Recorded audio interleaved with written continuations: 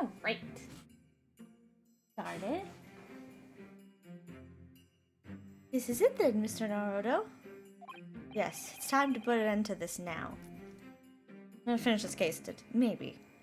We'll see. I'm gonna try to finish this case today. The miserable curse that has been plaguing Mr. Natsume. To everything. And in my own small way, I shall do everything I can to help you. I always appreciate your help, Miss Susato. Suffering Soseki selfishly sidelined. Buddy, this whole case is about you. I don't know what you're talking about. Ah. Good morning to you too, Mr. Natsume. Good morning? Good morning, locum student Miss Naruto Esquire. Listen to you two chatting away happily as if the main player of today's trial isn't here. Why would you do that? Why? Oh dear, we didn't mean to cause offense, Mr. Natsume. I thought perhaps that because you had your eyes shut so tightly you were meditating, finding inner calm. It seemed wrong to disturb you. I was waiting. What's the matter, Mr. Natsume? You seem different somehow today. Why, naturally, that's because I've attained spiritual enlightenment. The path of literature, you see, is a journey to discover one's own death. Or such like. That's the sort of morning conversation I was hoping for. That's why I had my eyes shut. I missed the sides, I'm afraid, somehow. You'll have to forgive me. And you mustn't talk of your path leading to you to death, Mr. Natsume. That was just an example! Oh yes, there it is. Inner calm.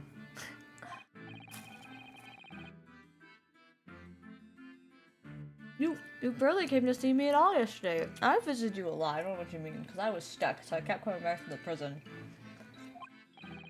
I was sure you'd abandon me and return to our beautiful, long-lost homeland.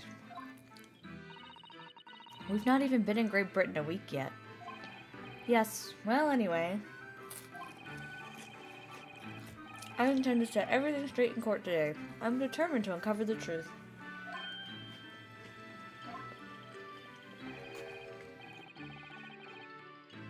I've actually reached an important decision myself. Oh, what sort of decision? I shall fill you in after the trial. Alright. It would seem Mr. Sholmes isn't coming today after all. It's a very clever message, I think. My dear fellows, you must win this battle on your own merits.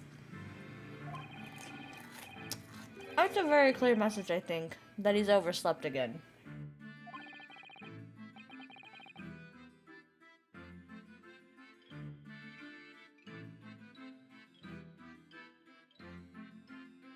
Great detective, my arch nemesis. Long may he stay away, if you ask me.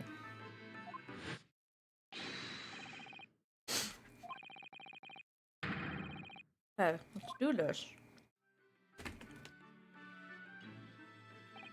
Today, once again, we face the Reaper. And when the Reaper stands for the prosecution, the defendant's fate is sealed. Does the Reaper already do anything else? He's always been prosecution.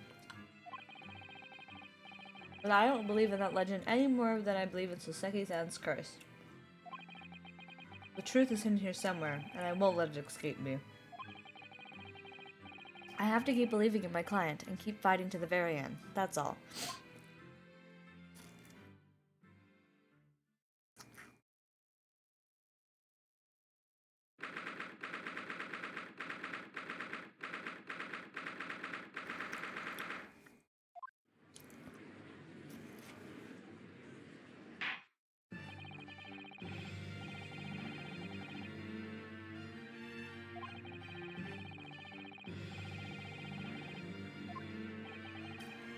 Oh, the vampire man.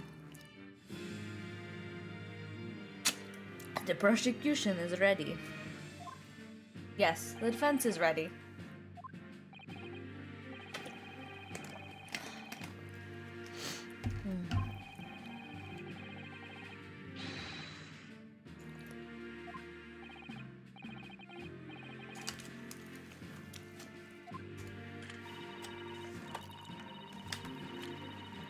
Okay.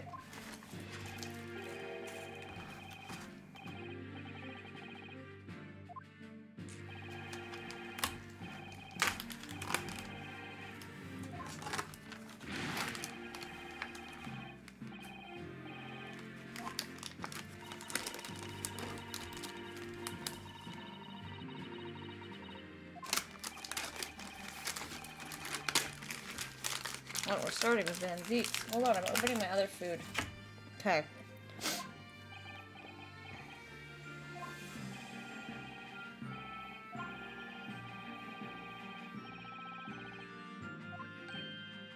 So he does have the results.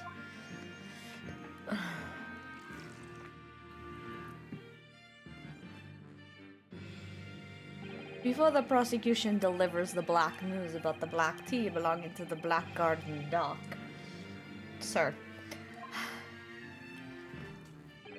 Pray allow me a moment to savor a liquid of a more sanguine hue. I want to die, vampire. Like, what the fuck, man? In fact, I'll defer to the good detective for the report. Here's to you, Inspector.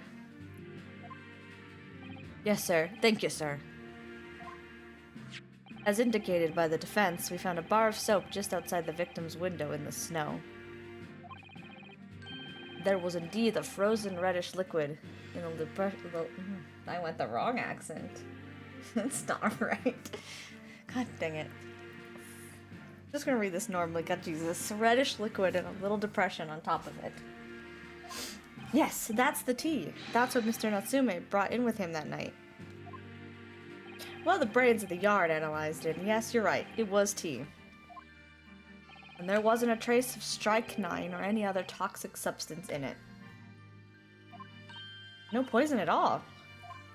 In other words, the tea that the defendant brought with him to the victim's room is innocent. It's in the clear. That would mean that the defendant is innocent because you said he poisoned him with the tea. Throw it out. Case done. As I suspected, this makes it quite clear that it... Objection! You didn't even let me read it!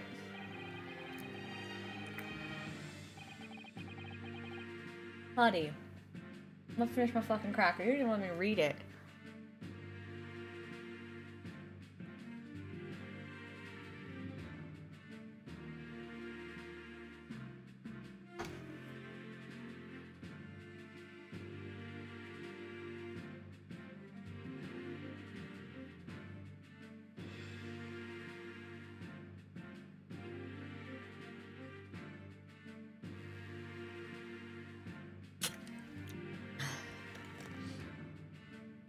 My learned friend is jumping to conclusions again.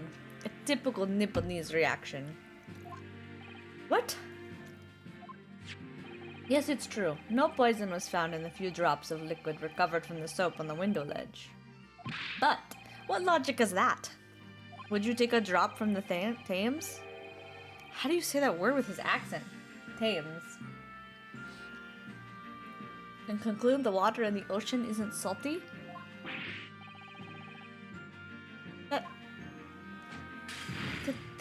Those two have nothing to do with each other.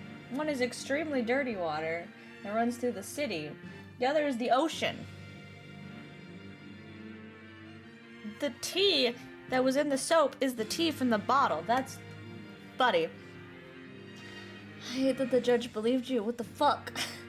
Exactly. Unfit for drinking, just as the victim's tea was on the night in question, as the court has already heard. What the fuck you mean? Bitter was the precise word from the lips of Mr. William Shamspeare, whom the prosecution now calls back to the stand.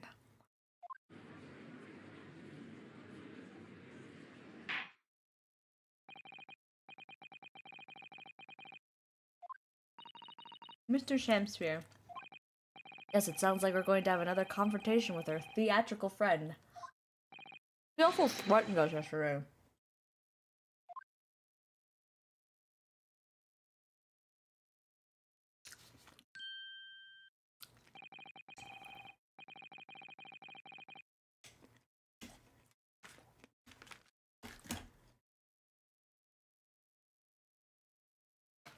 Mr. William Shakespeare, the victim of this despicable crime. Oh heaven, oh hell, do you command me to remember? Forsooth, 'tis I, Shakespeare, did have a bellyful of the foul fluid given in mine innocence.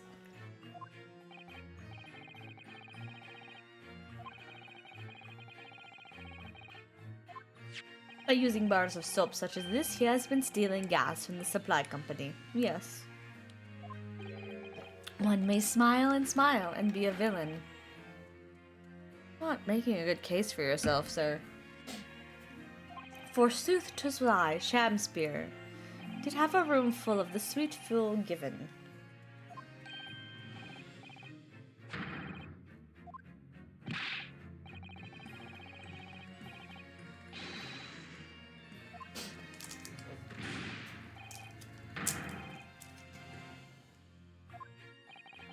Oh, indeed, by dint of vile and cowardly means have I plotted to further mine own ends, I confess.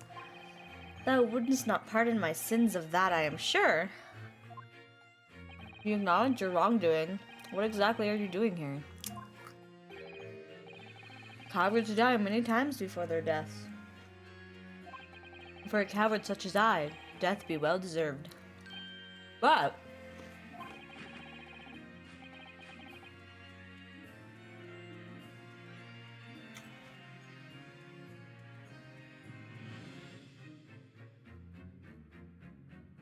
would it that be still a greater crime passeth unpunished? For lo, the hairy-faced gentleman of farther east than Verona did contrive to poison me. Objection! But there was no poison in the tea found in your room. The police have attested to that. What the defense would assert as an inconsistency will quickly be cleared up by the witness's testimony. We know this fucker's a liar. His testimony is not reliable. Is that not so, Mr. Shakespeare? Verily, my liege, I would most gladly speak. Oh my god.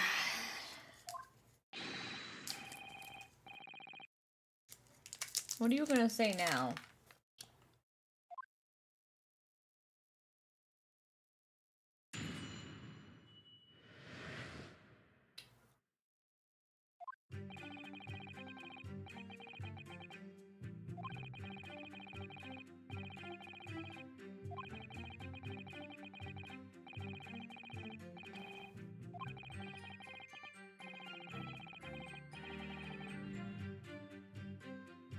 I can prove that one wrong. Hold on. There's no tea ring inside Mr. Natsume's, which means he probably immediately drank it.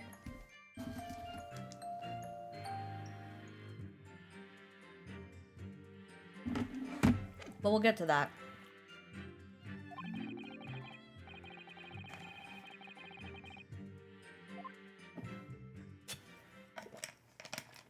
If we didn't drink any, then there would be a tea ring left.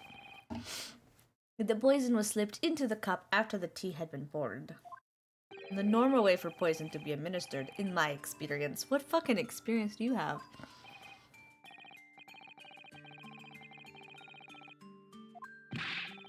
But no poison bottle was found at the scene.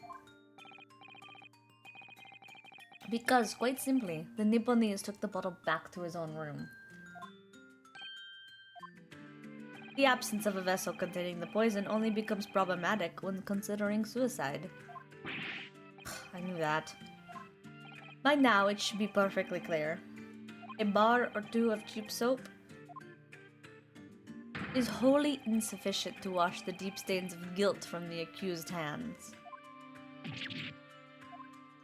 Sirs, madams, 'tis true that I, Shakespeare, be a common thief of gas.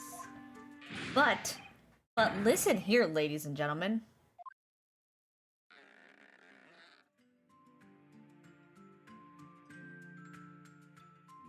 Wherefore would I lie? Verily, I have no cause. I have naught to lose.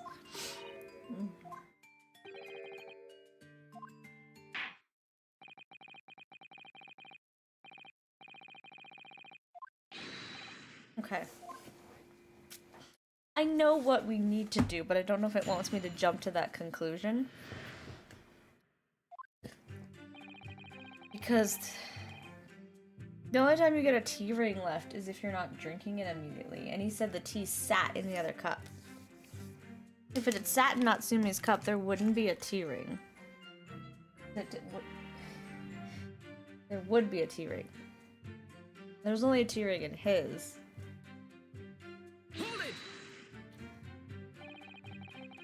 I understand that you were already acquainted with Mr. Natsume, is that correct? I know thee not, old man. Fall to thy prayers. Do I know thee, or know thee not? Methinks 'tis all I can know, that thy destiny mingles with mine. You lost me at the first thee. Zounds, sir, thou must learn the English tongue afore thou turns thy hand to lawyering. I did, but I must have missed the archaic Elizabethan lecture. Verily, and in truth, 'tis what a fine-flavored brew. Though a drop of poison did barb its sweetness, as thorn doth barb the sweet rose. That, dear friends, be the simple truth. Listen to Mr. Shakespeare. He seems in even better form than he was yesterday. Either that or I'm in worse form. That fated evening after I did dine, at Grubb's Grubbery, a local alehouse of good rapport. Naught did pass my lips but the tainted black tea. But behold, the poison was not in the tea at first.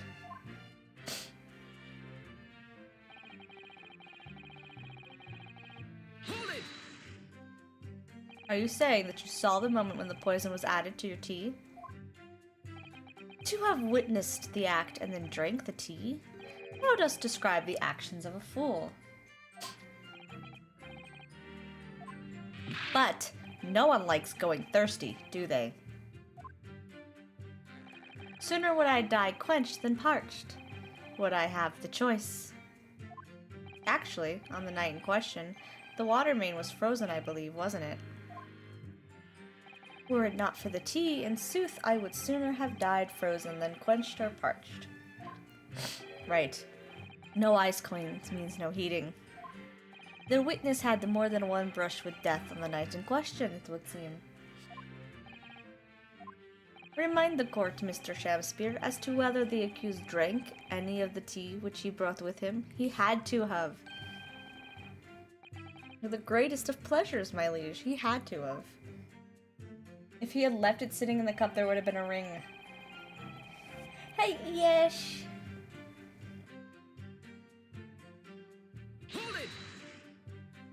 But the teacup Mr. Natsume drank was found completely empty at the scene.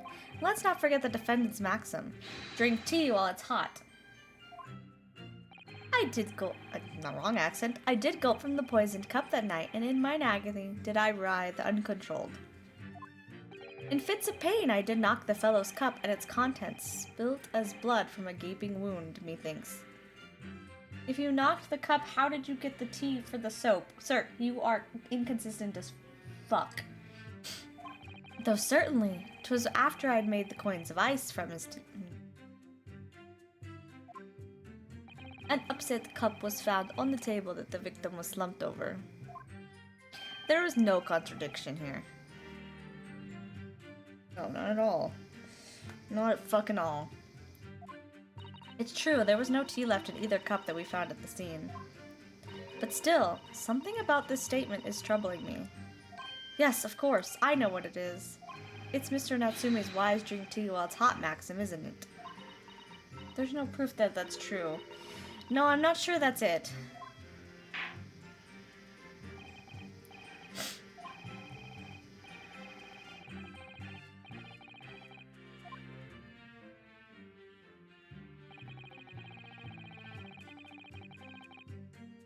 You said when...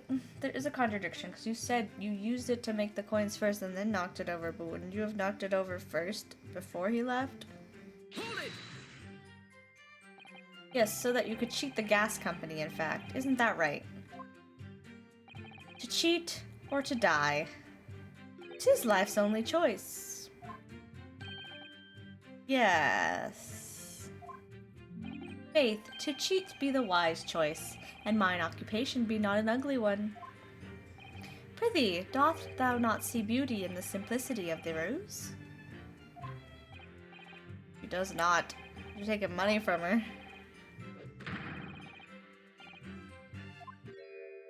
I shall not run, I shall not hide. Sooth to say, I have nowhere to run nor to hide. But my lady, what wast thou with this pitiful player? I'll tell you what I like to do with you. Honey. 'Tis time for a Shakespeare dance. Oh my god, sir. What a harsh world we live in. The thieving of the gas was addressed in yesterday's proceedings. The prosecution calls on the defense not to muddy the waters with irrelevancy. Even though they're connected. Why aren't they connected? Mr. Shakespeare, after the accused returned to his own lodgings, you used the tea to make your coins. Is that correct? To cheat or to die? I did make my choice many moons ago.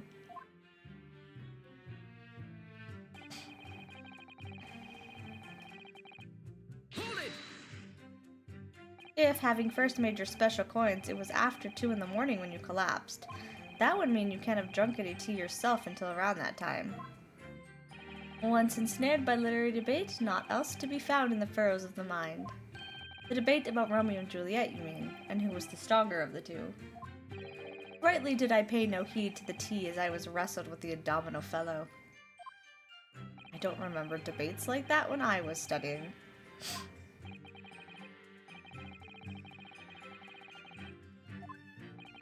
My lord, wouldst thou be privy to some Shakespearean wisdom? Husband, wife, and tea ought I tepid be. Ah yes, so very true. Everyone has different preferences when it comes to tea. I think you might have interpreted that wrongly. It's been proven that there was no poison in Soseki-san's tea. That should be hugely in our favor. But the atmosphere in this courtroom today... It feels as though everybody is against us, Mr. Naruto. You must be the Reaper's poison. I'm afraid that when you don't find a significant flaw in this testimony somewhere, the jury will pounce and find Mr. Natsume guilty. It really feels like we've jumped into the fire here.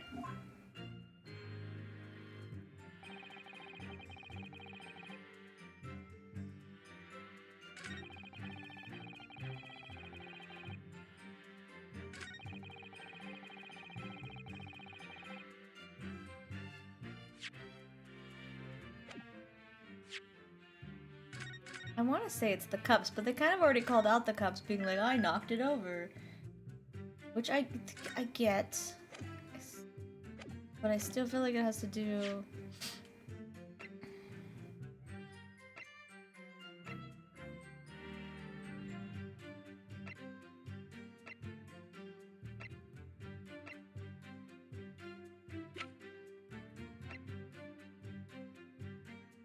I don't think I can use these yet.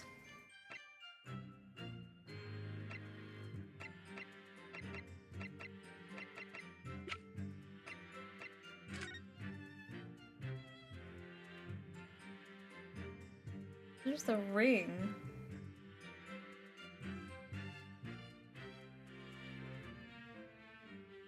There's lip marks on both cups, though. Can I use that? Because there's lip marks on both cups that you can't say Soseki-san didn't drink from it.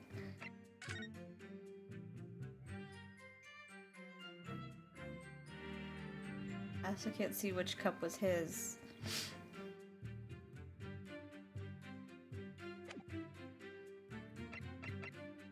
Objection! You claim that Mr. Natsume didn't drink a drop of tea on the night in question. But that's impossible. How? Chop logic? What is this, you darkly clad fiend? The 2 teacups from the scene, one used by the victim and the other by the defendant, have a clear difference between them, one that represents incontrovertible proof. Incontrovertible, god, that was a word that I said wrong. What the difference? Also, there's lip marks on the cup. I don't talk about the ring, but I'm talking about there's lip marks on both cups, which means they both had to drink from the cups. Look at the inside of the cups. Just here, there's a clearly visible ring. Yes, a tea ring. Commonplace enough. Indeed, such stains occur all too readily when one leaves tea in a cup for a while. And yet, Mr. Natsume's cup has no such ring. I mean, this would work, because, like, if he said he knocked the cup after Mr. Natsume left, there would have still been a ring. But also, the lip marks on the cup are enough proof that he drank from the cup as well. And prithee, sir, what makest thou of it? Exactly what Mr. Natsume told the court yesterday, the Japanese saying he quoted.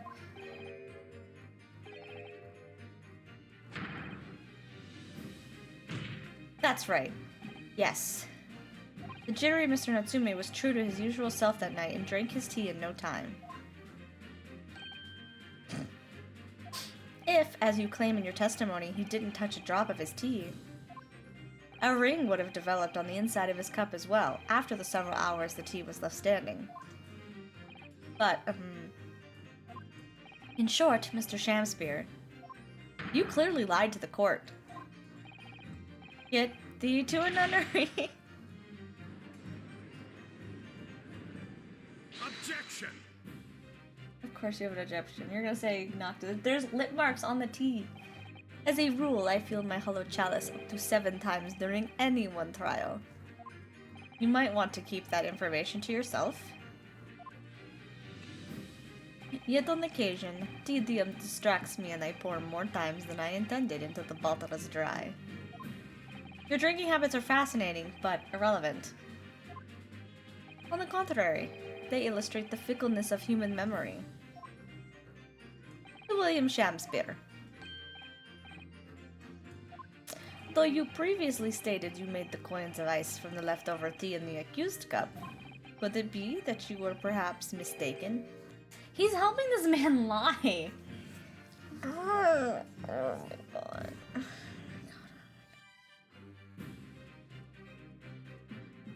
Drive me nuts. Could it be that, yes, perhaps there was some tea remaining in the small teapot left at the scene? A fact that had vanished from your memory until now. You can't do that, by the way. You can't give a leading statement and lead your client into saying what you need them to say. Like, you could have talked to him before the case and gone over all these options, but you cannot do leading questions. That's not okay.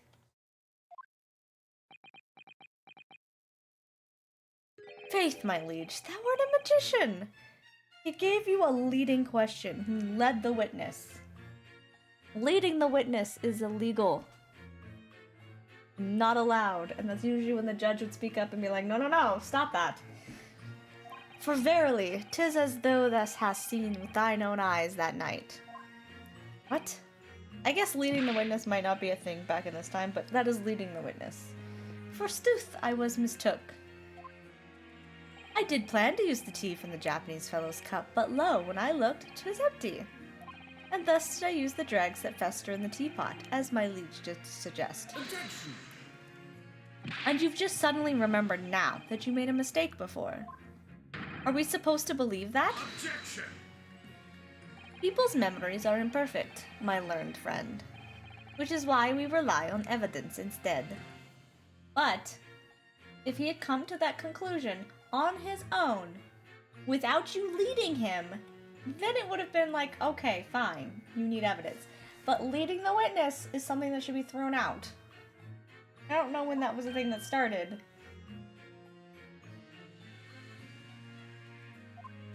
But in any case, it makes no difference. The victim's most recent testimony tells us 2 things of note. Firstly, that the poison was put into the victim's teacup only. And second, that this sport cup was the source of the insipid ice coins that have bewitched, was not the source of the insipid ice coin that have bewitched this court.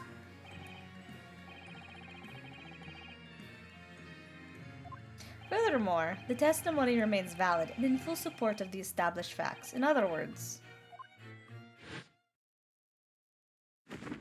Oh, the cape came off. The inconsistency claimed by the inconsistency claimed by the defense simply does not exist. It does.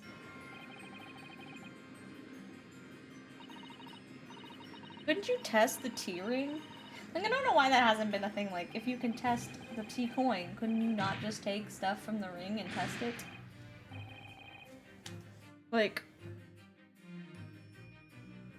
logically, a T ring would still have enough T left over, because it's T, like, soaked into it, to, like, take a sample of with, like, however they did it back then. That would be enough nowadays to do it.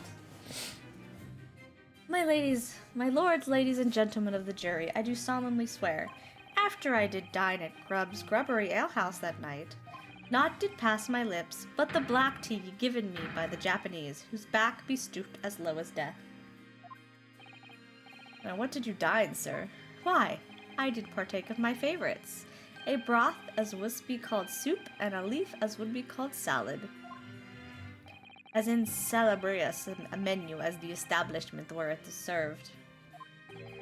But you gods will give us some faults to make us men.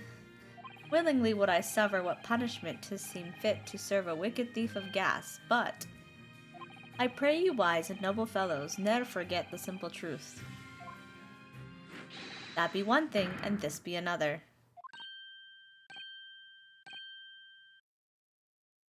Jurors all, your humble servant Shamspear doth entreat you, punish the Japanese fellow for his sins.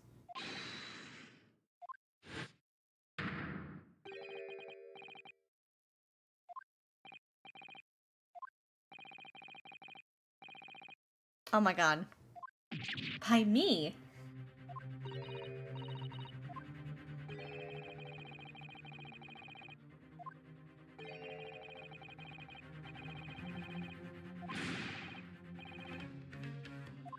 I really never said anything like that.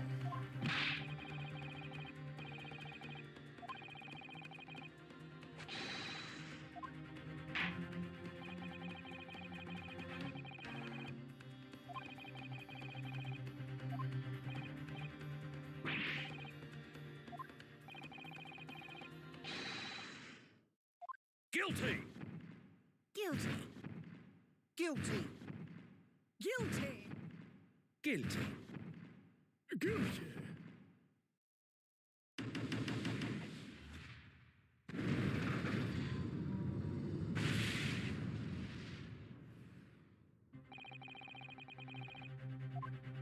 Oh, happy day. How is this happening? My lord, the defense asserts its right to carry out an assumption examination. Typical, my learned friend is unable to accept the obvious truth.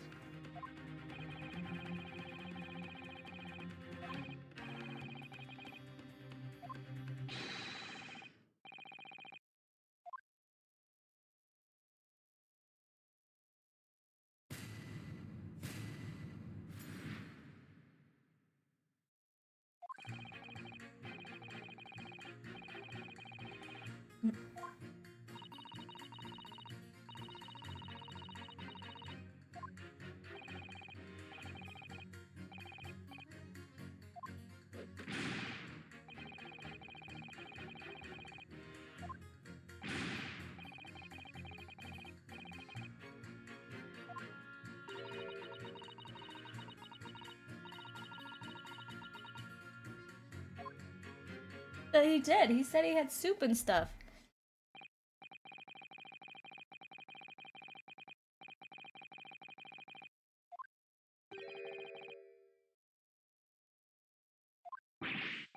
No, you really should mind. The truth is, our counter-argument wasn't as unassailable as we hoped. And Mr. Shamsir was poisoned. There can be no doubt about that. Then how are we supposed to turn this around? I think we need to establish the method by which Mr. Shamsir was actually poisoned. Our only hope is to demonstrate that to the court incontrovertibly. But that's surely almost impossible at this stage. If we don't manage it, though, Mr. Natsume will be found guilty.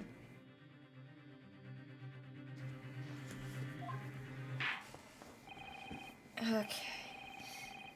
Well, we could call him the last guy.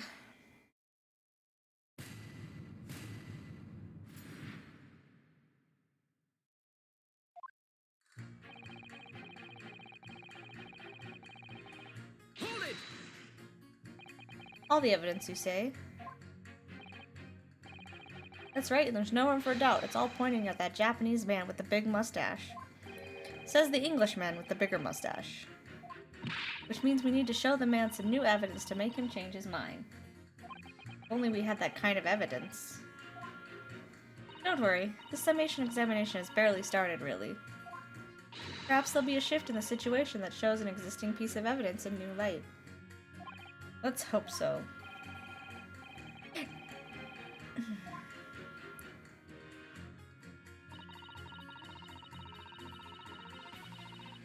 Hold it! This isn't the time or the place to be discussing the price of gas, madam.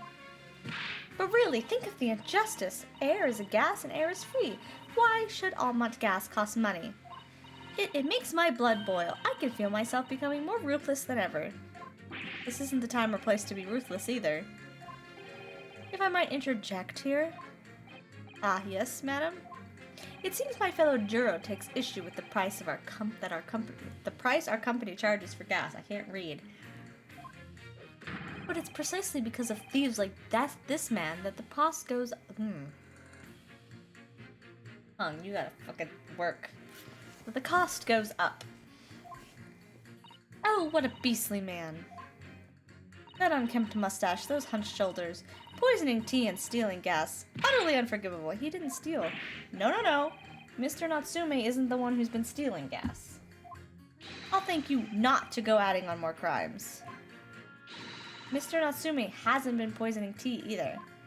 Well, anyway, I've quite made up my mind. It's as made up as the price of gas.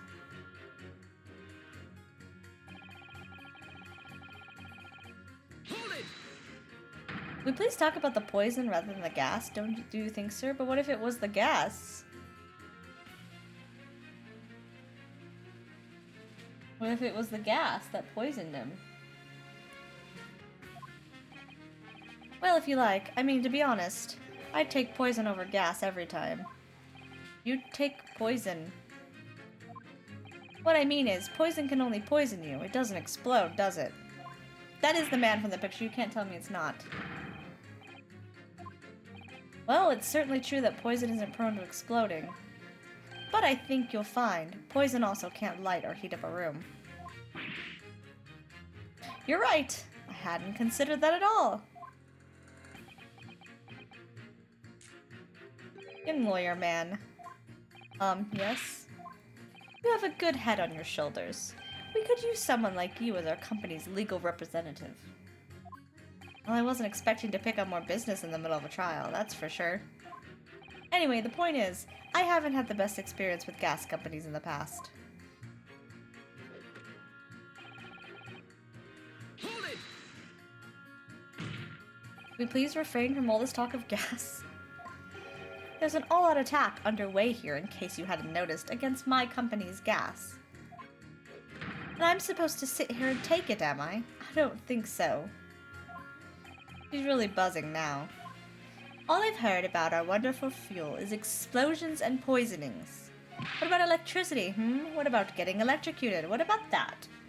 A little explosion here and there is nothing in comparison.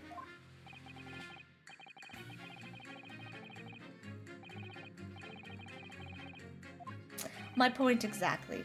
But the gas thieves aren't even the worst of our enemies. We have far more devious reprobates to contend with on a daily basis, you know. Or devious? Who, madam? Other gas companies, of course. Other gas companies. Not quite what I was expecting. We generate gas and we deliver it to our customers fair and square. Indeed, nobody's questioning that, madam. Almont is an exemplary gas company. But there are other unscrupulous gas companies here in London that don't even have any gas at all. What? If they don't have any gas, how do they go about selling it to people? You wouldn't think it possible, would you? But they steal our gas, you see, and sell that.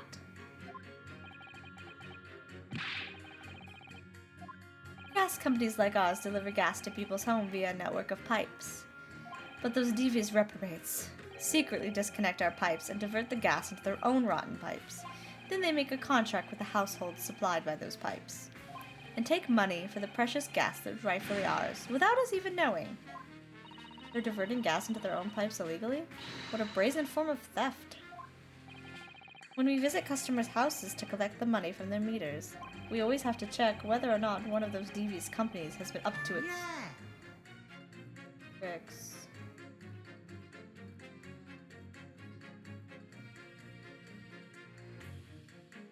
I'm sorry, excuse me? Excuse me.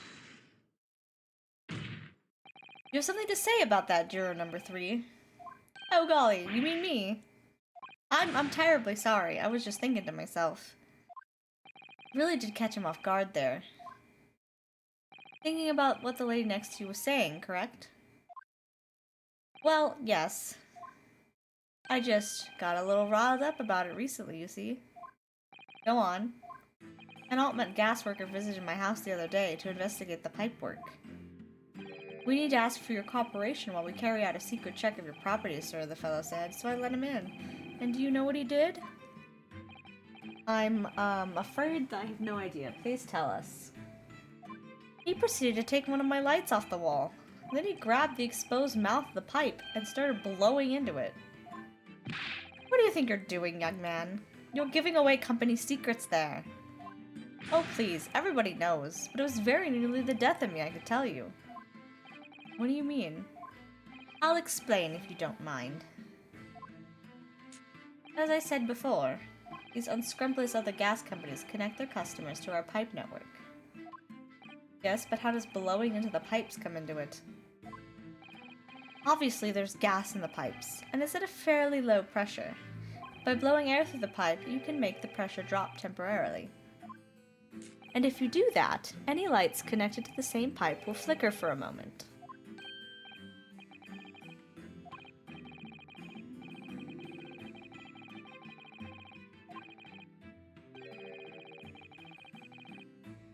Exactly, my lord. That's it in a nutshell. It's the reason why we have teams of workers going around neighborhoods to investigate which lights flicker. The trouble is, that particular worker who came to my house didn't know the strength of his own breath. He blew down the pipe with all his might, and you can guess what happened, can't you? Well, if he blew hard, then... Wait, you mean... That's right. The lights didn't just flicker, they went out, along with the stove. Gas started pouring into the house. What a disaster. The gas supply must have been interrupted briefly because the man blew too hard, so the flames went out. I'm afraid I yelled at the fellow. Are you trying to kill us all? I said. So by disconnecting a lamp and blowing into the exposed gas pipe, it's possible to extinguish lamps and stoves connected to the same network of pipes. And then when the gas starts flowing again, it just silently seeps into the room. This is almost certainly the clue that we've been hoping for. I said it was probably the gas. Juror number 3, the defense requests that you amend your statement to include that information.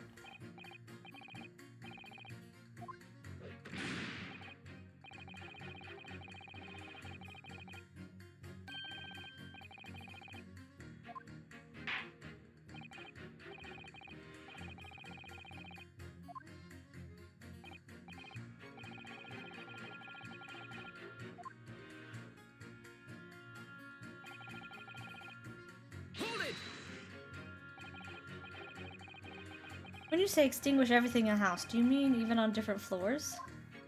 Oh yes, all the floors are connected to the same pipe after all.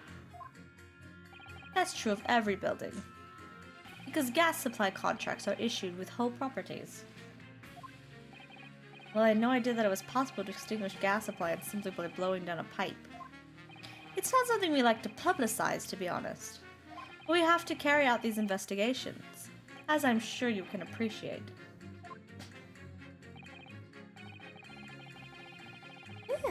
I need more water. Ooh.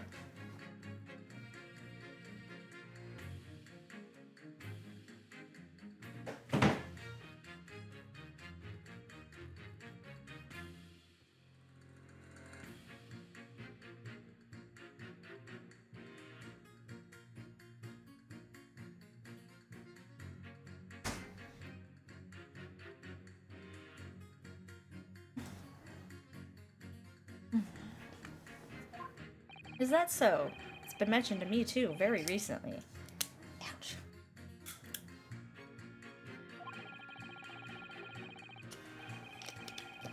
Yeah. That would be Mr. Natsume. Mr. Naruto, I think perhaps. Yes, it's finally starting to fall into place. The secret link that joins all of these strange occurrences.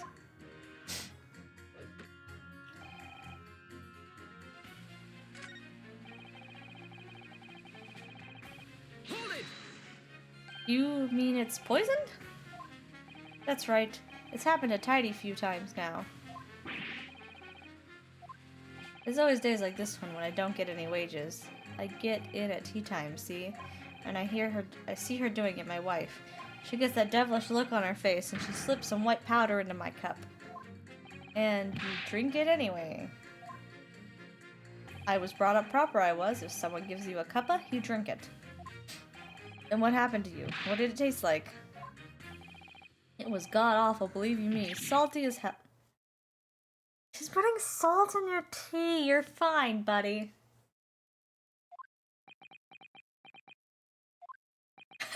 Van Zeeks is like, god fuck. Oh, everyone's a god fuck. Then I think perhaps what your wife put in your tea was salt. She doesn't even care enough to poison me properly. Unbelievable. Let's move on, please. Hold it! Does that mean that if the victim could be shown to have ingested something else, you'd change your leading? Sorry? What's that now?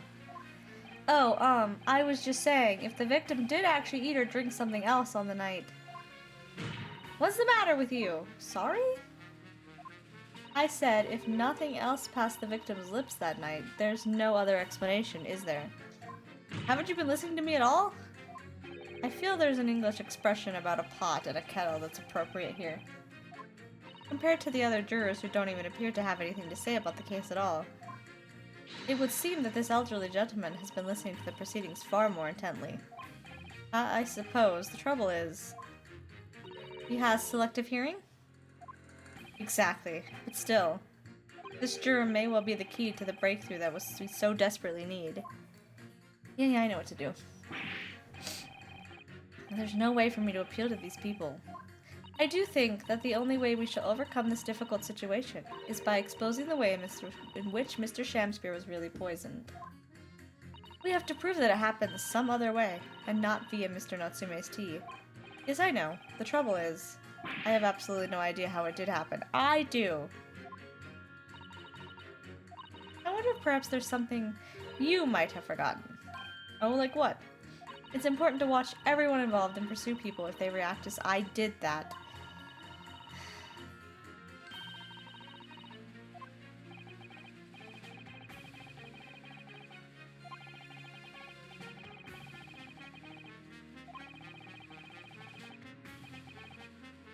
No need. I already found it. Actually, I don't think there's any need. It's vital that we start trying to change these jurors' minds as soon as possible. Of course, I'm sure you're right. But if you decide you would like your memory refreshed, you need only ask, Mr. Naruto.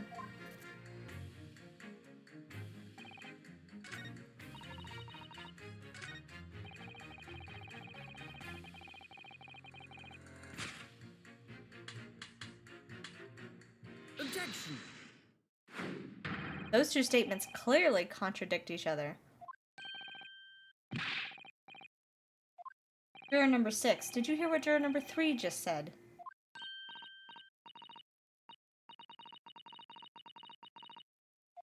There is another explanation here, I believe. Something besides Mr. Natsume's tea did, in a manner of speaking, pass the victim's lips on the night in question.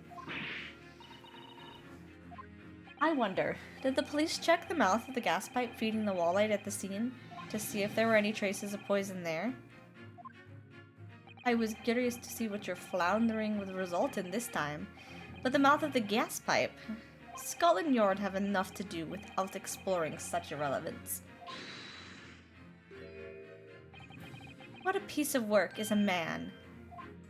What are you trying to say, Mr. Shamspeare? Wait. The handprints on the photograph. Is that near a gas pipe? Hold on. Shut up for a second. I'm big braining again.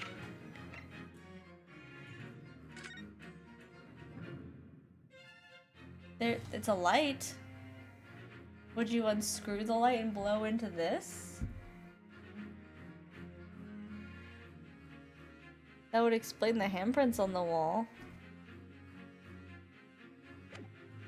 Big braining. What speakest thou, prithee, is it not strange and strange? That is what I say to thee, sir. I thought I'd been quite clear, but let me put it in another way. The strychnite could have been on the mouth of the gas pipe that feeds the wall lamp in your room. And that is how the poison came into your body.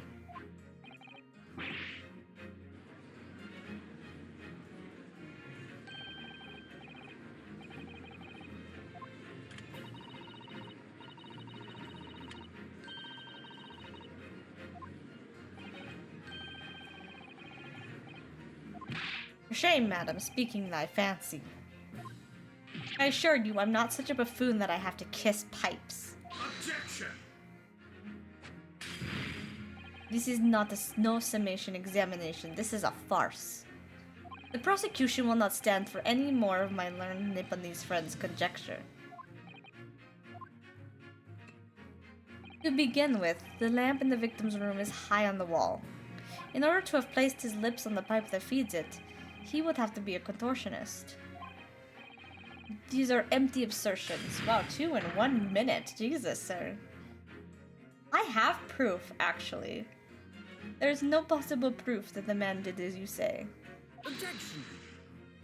It's true. I have no proof that Mr. Shamspeare put his lips to the pipe. However, I can say with some certainty that on multiple occasions, Mr. Shamspeare has been doing something in front of that lamp on his wall.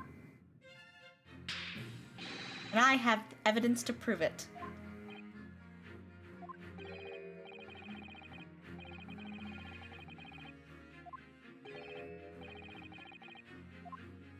Now that I've got the jury's ear, I need to make this opportunity count.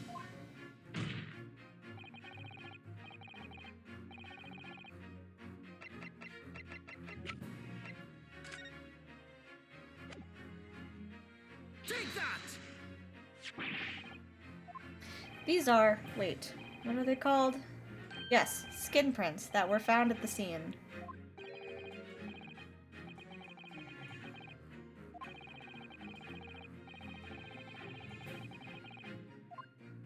My lord, this is an exciting new forensic technique developed by the great detective Mr. Sherlock Holmes. It reveals all of the places that Mr. Shamspeare touched in his room.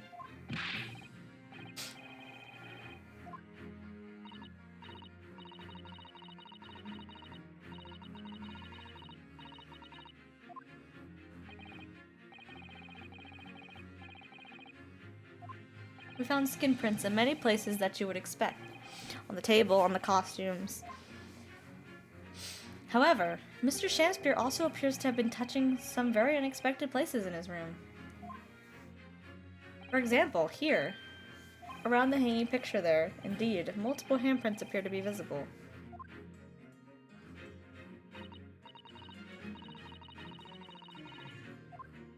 At first, my colleagues and I thought the same. However, imagine standing with your hands where those prints are, and you would find yourself directly in front of the pipes.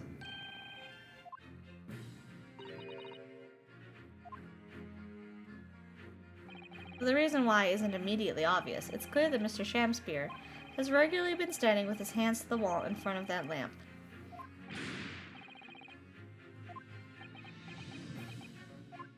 I'd ask the court to recall juror number 4's earlier statement.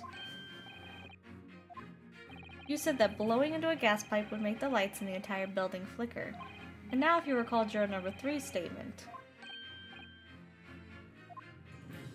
When the gas worker who visited his home blew with too much force into the pipe, it caused all the lights and the gas stove to go out, and gas started leaking into the rooms.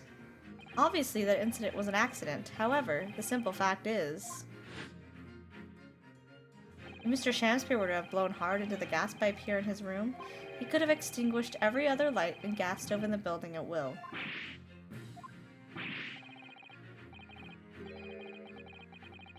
Objection! Of course you have an objection.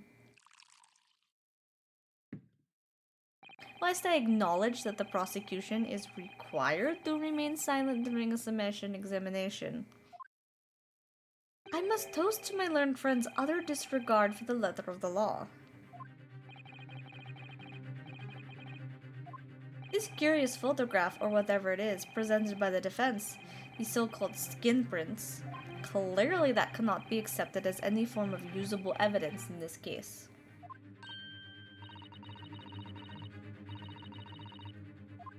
It's nothing. A mere toy developed by an amateur sleuth with too much time on his hands.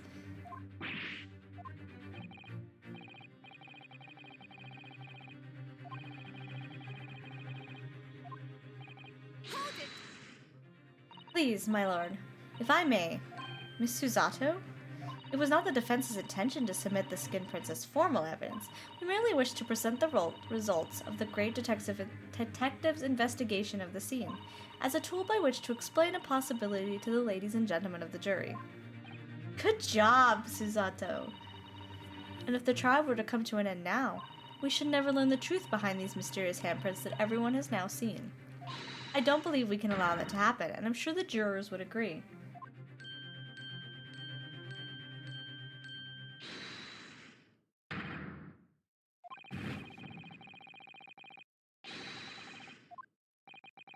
Look at that.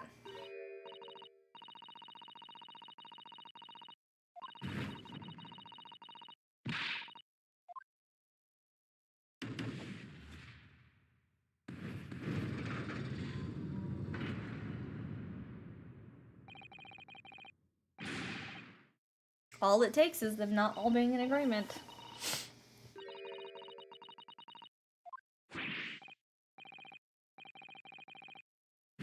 It doesn't matter, the jury is in charge of the decision. That's why it has to be an unanimous decision. Oh, well done, Mr. Naruto. You too did the work.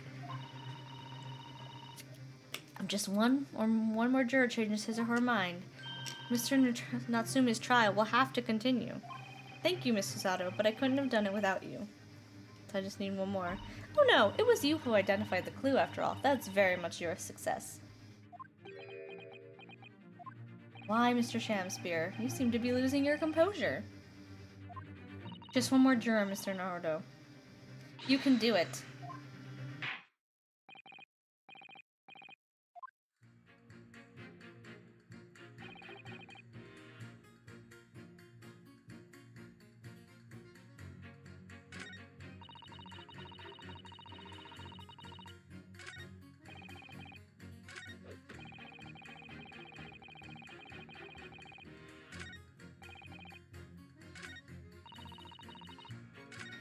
I'm not exactly sure which. I want to say it's her and him.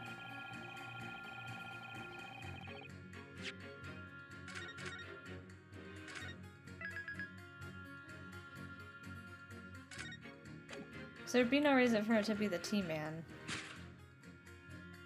Objection!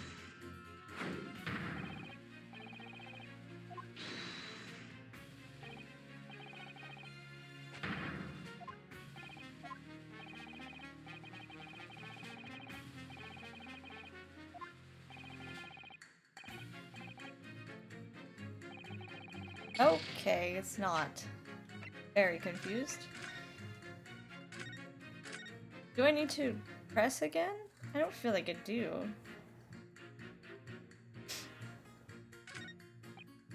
Let's see if his changes by pressing.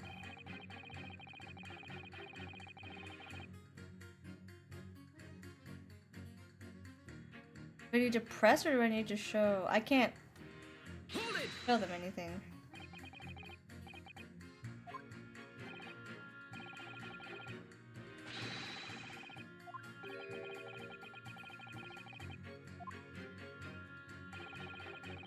Oh, we did.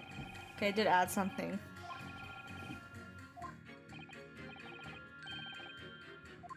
It's an exciting new forensic investigation technique, developed by the great detective himself. The numerous handprints on the wall are clearly out of the ordinary. If Mr. Shamspeare had indeed put his mouth to the gas pipe on the night in question, it can't be denied that there's a possibility that's where the poison was.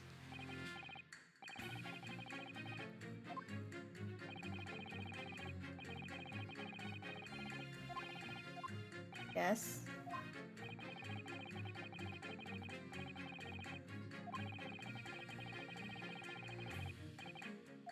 Oh.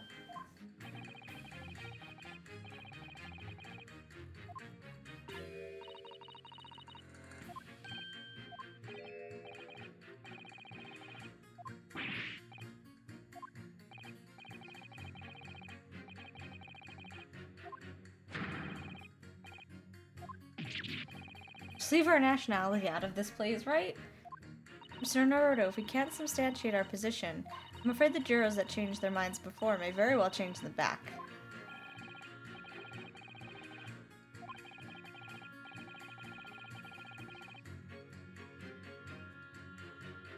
Can I prove it?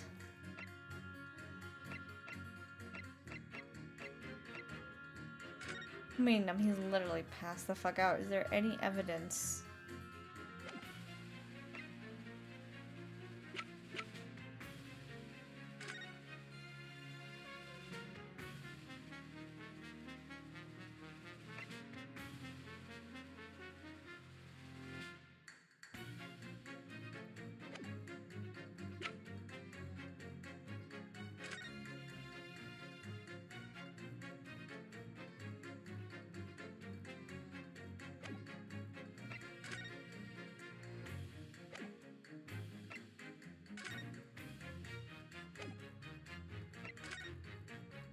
I mean, couldn't I use that proof?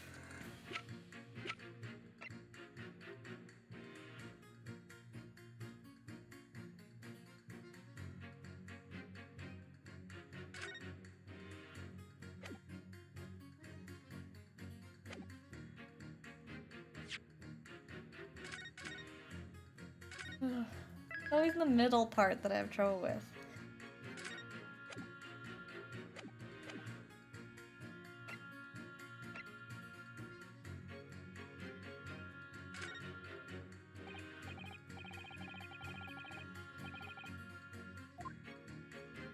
There is witness testimony that substantiates it.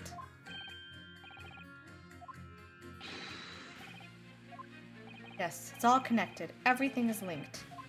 The person whose testimony revealed details about the gas in the Garadev residence that night, namely... Oh fuck, is it Mr. Garadev himself or is it Mr. Natsume? Because Mr. Natsume said that it goes out every night. He sees it flicker.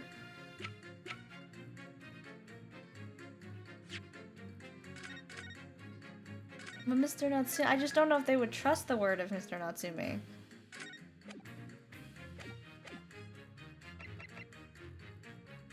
Take that!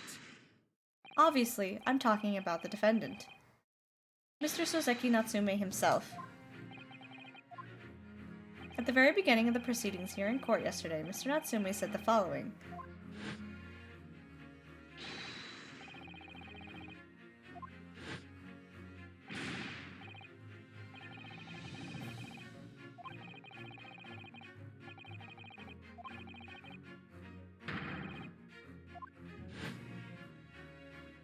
On the night in question, gas in the defendant's room went out.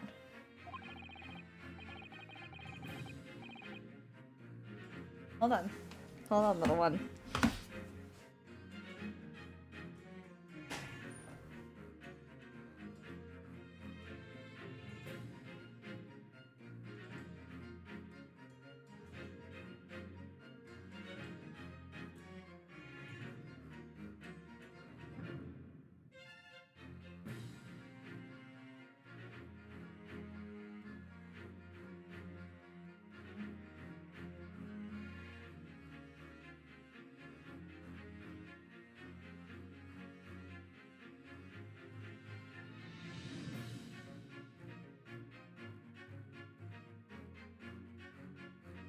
Huh?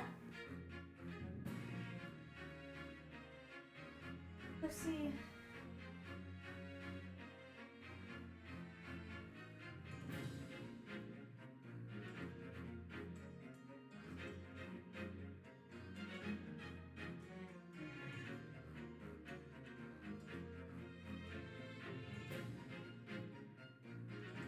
Okay. So I asked the court, was that a mere coincidence or not?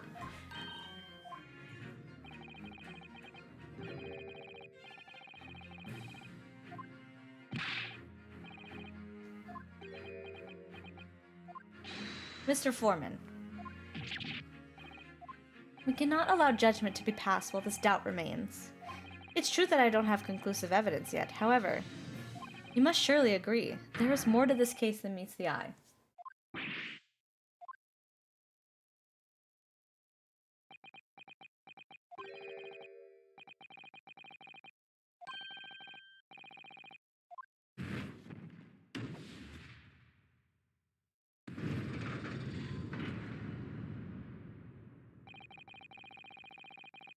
We've overturned the decision.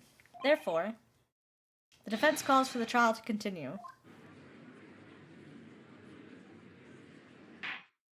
As the defense has rightfully indicated, summation examination is concluded with a majority of the jurors altering their decisions. 2 jury members now call guilty, 4 call not guilty.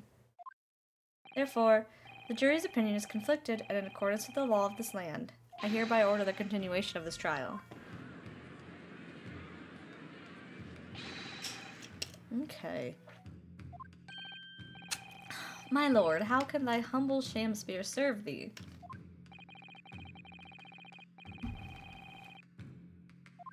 So God mend me, I do solemnly swear, I recall aught of either, the lamp or the pipe.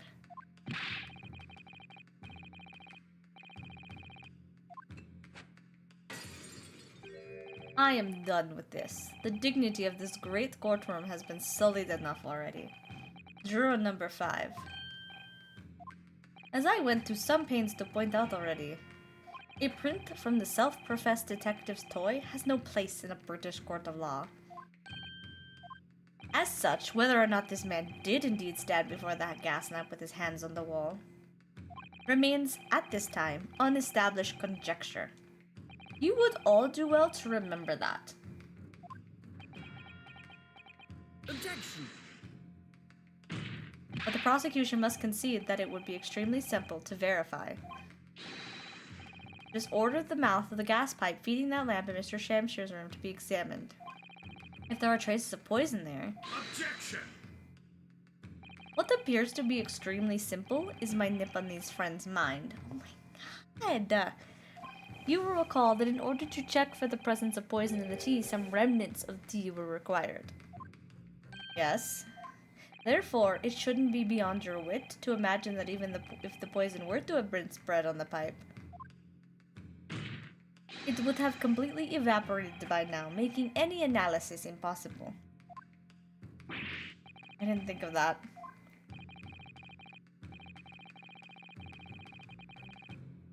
Why on earth would this fellow have wanted to blow air into the gas pipework where he lived? It's only one possibility that I can think of. And that is... use the leaking gas to commit murder.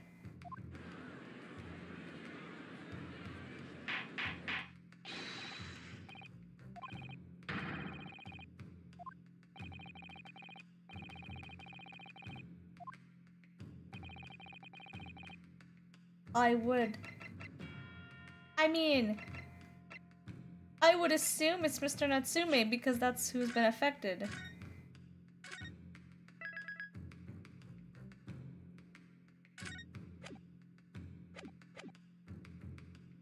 Take that! If a gas lamp were to go out, it would be noticed immediately, of course. But a gas stove, on the other hand, would be silently extinguished by the killer without anyone noticing. I love you too. Good morning. I can tell you, trying to sleep without the stove lit is pretty much suicide. You'd freeze to death in no time. Mr. Garadeb, the landlord, has a large fireplace in his part of the residence on the top floor. In other words, it wasn't the landlord, but a fellow lodger whose life Miss Shamspeare was trying to end. I'm talking, of course, about the defendant.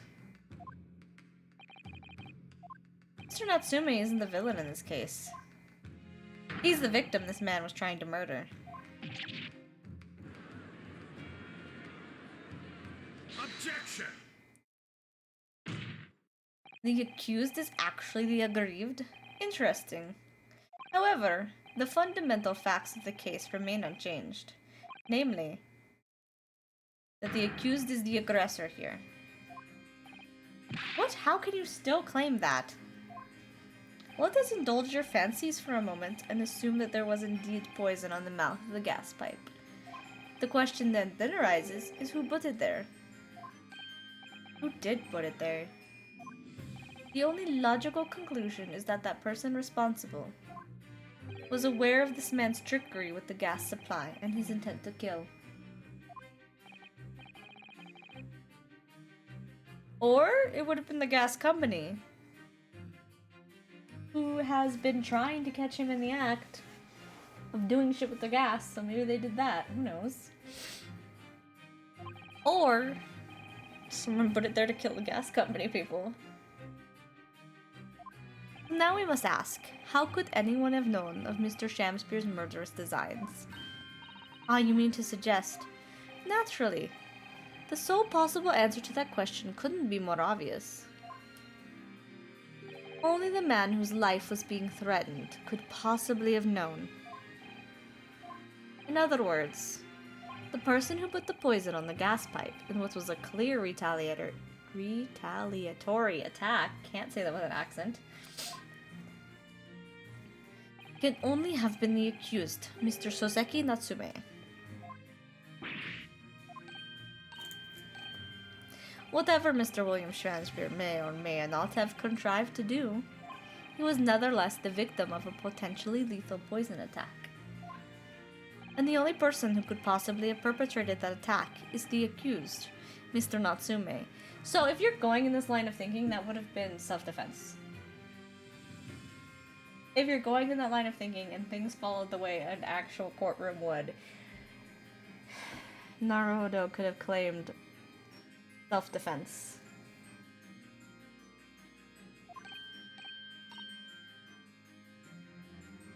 The defense counsel's theorizing has failed to avert suspicion from the accused. Far from it.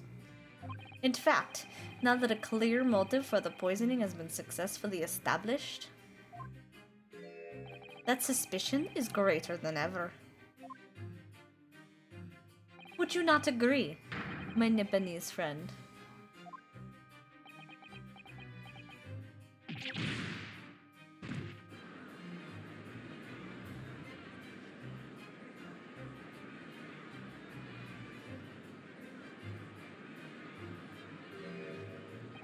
How did he manage to turn that around on me so rapidly? Mr. Naruto, you must respond. Otherwise, the members of the jury may very well change their leanings against us again. And this may be our last chance to gain the advantage. What advantage? Well, it would seem that somebody put poison on the gas pipe in Mr. Shamspeare's room. So we must name that person now and absolve Mr. Natsume of guilt. You mean name the true culprit. I know it might sound impossible, but if we fail to do that, I have no doubt that Mr. Natsume's fate will be sealed once and for all. As it happens, one possible culprit does come to mind. The evidence, the poison, it's all pointing to a particular person now. The prosecution calls for the jury to consider their leanings again. I trust you'll make the correct choice this time, Mr. Foreman. Objection!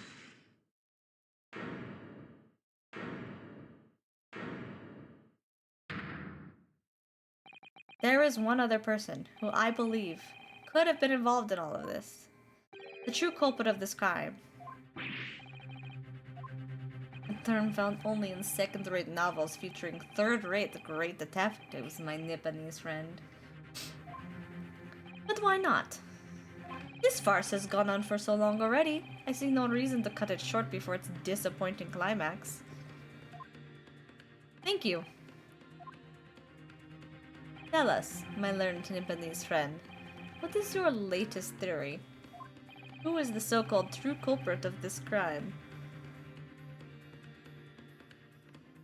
Oh no.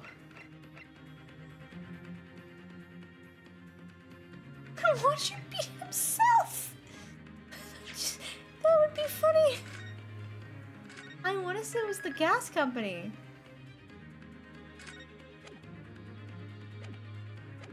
Is that a choice? It is a choice. But it could also be Miss Green. Like, why does Miss Green keep popping back in?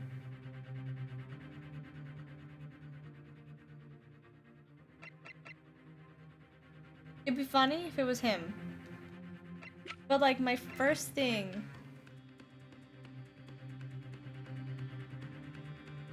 Take that! It's not that. Is it really gonna be him? Yep, nope. I can't tell. When he starts, when Ryunosuke starts making the fucking faces. Is it himself? Would he have put poison on himself?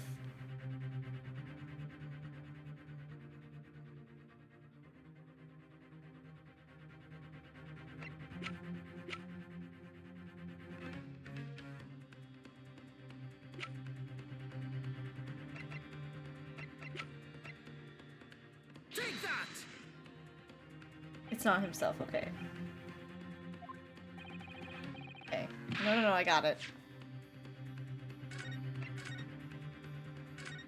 I still want to say it's the gas company's my first thought, but maybe it's not. She seemed shocked though, but she could be a really good actress. Take that! Nope, not her either. What am I missing?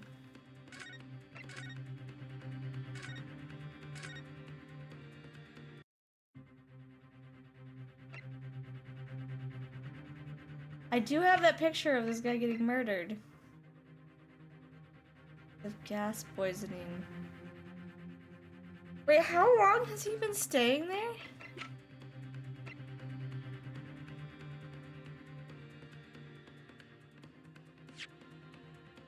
How long has he been staying there?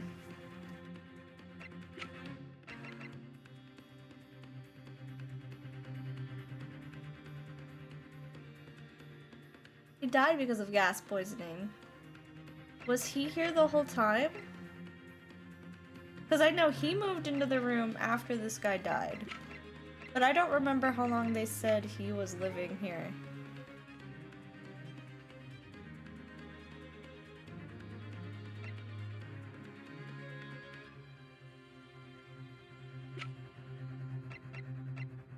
Take that! Oh, it's gonna be Mr. Garadib then. It's someone. I'm bad at this. A lot of people could have done it. Take that! No? Weird. Ooh, logically...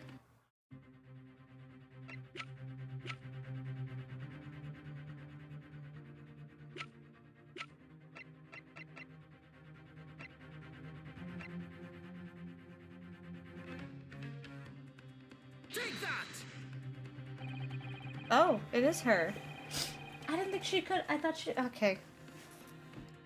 I didn't think it'd be her. I thought it would have been like, man comes back from the dead or some shit like that. I'm.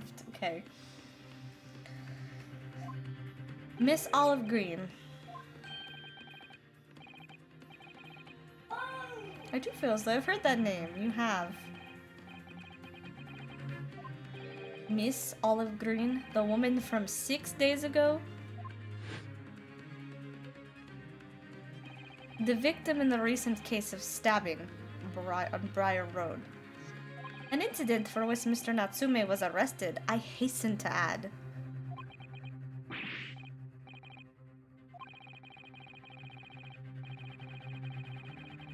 She was having a fight with him. And I hardly need remind the court that Mr. Shamspeare's poisoning took place 3 days ago. Given that the woman was lying comatose in a hospital bed at the time, she appears to have had a rather fine alibi. True, on the night that the incident occurred, Miss Green was in the hospital unconscious. So on the face of it, it would seem that she could possibly be responsible, but still. My colleagues and I visited Miss Green in the hospital yesterday, and we found her to be in possession of a bottle of Right. Oh, I'm dumb. It's fine. I just assumed she had nothing to do with it. I forgot that she had a bottle of poison. Okay.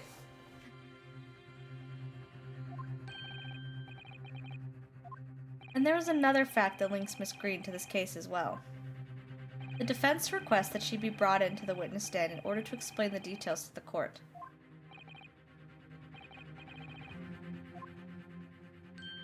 My lord, pray what be thy bidding? No, never heard of her. You had an argument with her yesterday. Judging by the look on Mr. Shamspeare's face, I think perhaps he generally doesn't know her, at least, not by name. As the voice of Her Majesty's prosecution here, I adhere to my word. We will see my learned Nipponese friends farce through to its conclusion. I appreciate that. The prosecution requests a short recess, my lord, in order to subpoena the witness and bring her here. Indeed, my lord. 1 hour should be sufficient.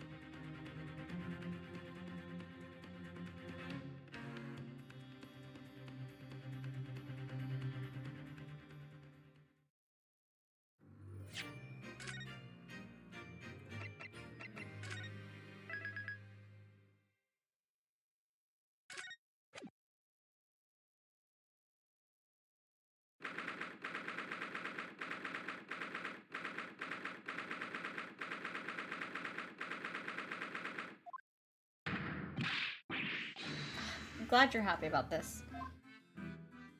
Oh, Mr. Natsume. I'm so pleased for you. I mean, we haven't proven anything yet.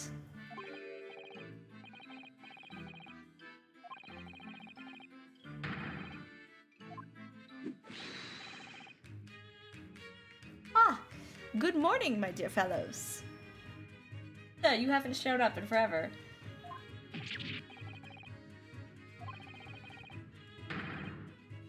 I thought that he was innocent. Oh, Mr. Sholmes, you came. How wonderful. Please, save your derision. I know what you're all thinking. Good morning, he says, when it's very nearly time for luncheon. Your scorn is written clearly across your faces. Nobody said or thought anything of the sort. The truth is, I was determined that today would be the day. As sleep seduced me last night, I thought. Tomorrow, for once, I shall not oversleep. I'll rise early and be present in court to support my companions. Such spirited determination has a beauty all of its own, does it not? Oh yes. And then I began to muse on the subject. Why do people oversleep? I queried. Why, time after time, do they make the same foolish blunder? And the answer came to me at once. It's so delightfully simple. People oversleep because they sleep. Well, is that not an astute insight into the matter? Did you stay up all night and then pass the fuck out? I fucking can't with you. Oh. Yes. Upon which realization, I attempted an experiment. I didn't sleep a week, all night. And the results? By first light, I was exhausted and began to be assailed by fits of drowsiness. Shocking. And so, the conclusion of last night's experiment in this, a good night's sleep, is quite simply essential. Yes, I think most of us probably knew that already. What others presuppose, I prove by experimentation. That, my dear fellow, is the scientific method. Ah yes, and one more thing. Do you remember this? Ah! Yes, of course. It's the poison that Miss Green was about to drink at the hospital yesterday. Oh, you didn't manage to... It was a laborious task, as the bottle was nearly empty, but such inconveniences do not hint at Sholmes. I managed to confirm that it contained strychnine, so I was right. Perhaps, though of course such circumstantial evidence doesn't prove Miss Green's guilt. I shall leave the bottle in your care now. But licking the inside of the neck is not recommended. Did you do that? Jesus, sir. I don't think anyone planned to lick the inside of the bottle, sir.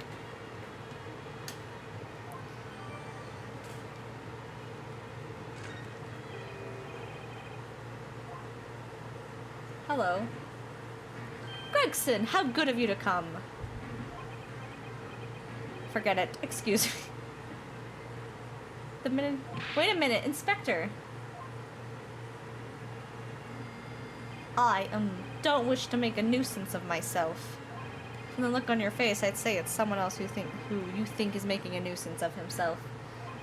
My dear Inspector, please speak freely. Pretend that I'm not here. Believe me, if I could do that, life would be a whole lot simpler for me. Do you have the results, Inspector, of the investigation of Mr. Shamspeare's room? Not yet. Shouldn't be long now, though. No, I'm here about something else. The dead convict, actually. Oh, you mean the man from this newspaper article we discovered yesterday in Mr. Shamspeare's room? A man by the name of... Ah, yes, Selden. I went through the archives at the yard and dug out the fellow's file. There's something in there that... Well, it caught my eye. Something caught your eye? What, Inspector, what? I've copied out the relevant parts for you so you can read it for yourselves. Thank you. Okay. These documents include the details that were in the newspaper cutting we found in Mr. Shamspeare's room. I'll rearrange everything in the court record so we don't have duplicate information. Why are you giving us a copy of this important file, though? Well, you're the ones who turned up the clue in the first place, aren't you? I'm just making sure things get handled in the proper fashion. Oh, Scotland Yard's workings are so wonderful. Indeed, my dear fellows, and the inspector here is a shining diamond in its crown. A shining diamond in the rough, maybe. Look, I just don't want to be beholden to a lawyer, that's all.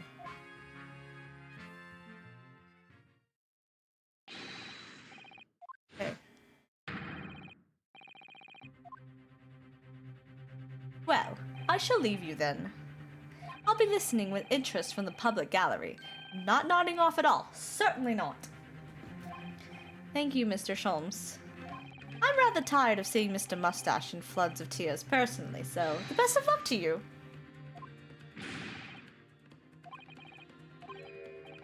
It is time. Yes, this is it. Miss Olive Green and Mr. William Shamspeare. This is going to be the final battle. Which we won't be finishing today because I have things that I have to go do. But I want to at least get the stuff looked at. But it's all coming to a head now. You can do it, Ryunosuke. You have to.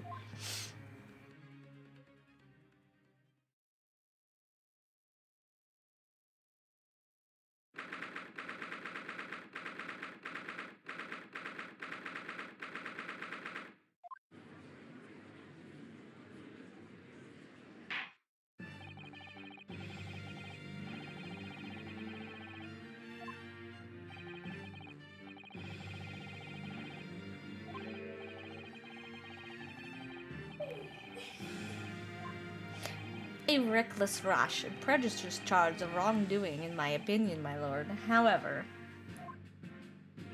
the prosecution has tried to extend every courtesy to this amateur newcomer from dubious eastern shores. Thank you for that backhanded consideration.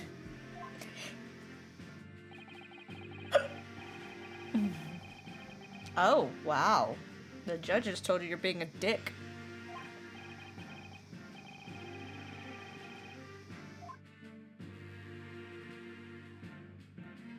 Ready and waiting in the witness's antechamber, my lord.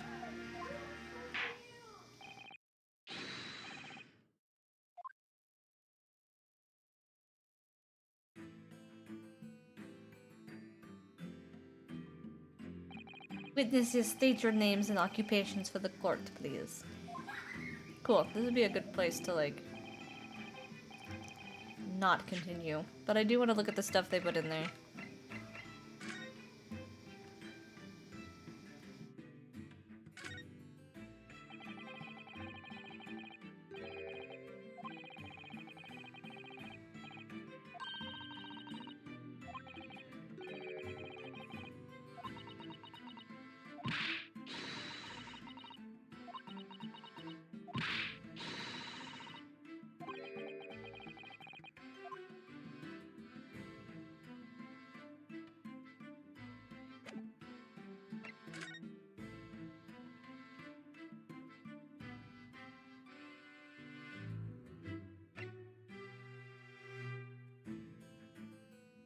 Okay. You know, leave that there and pick it up tomorrow. I try to actually get through this case and start another one. Bye!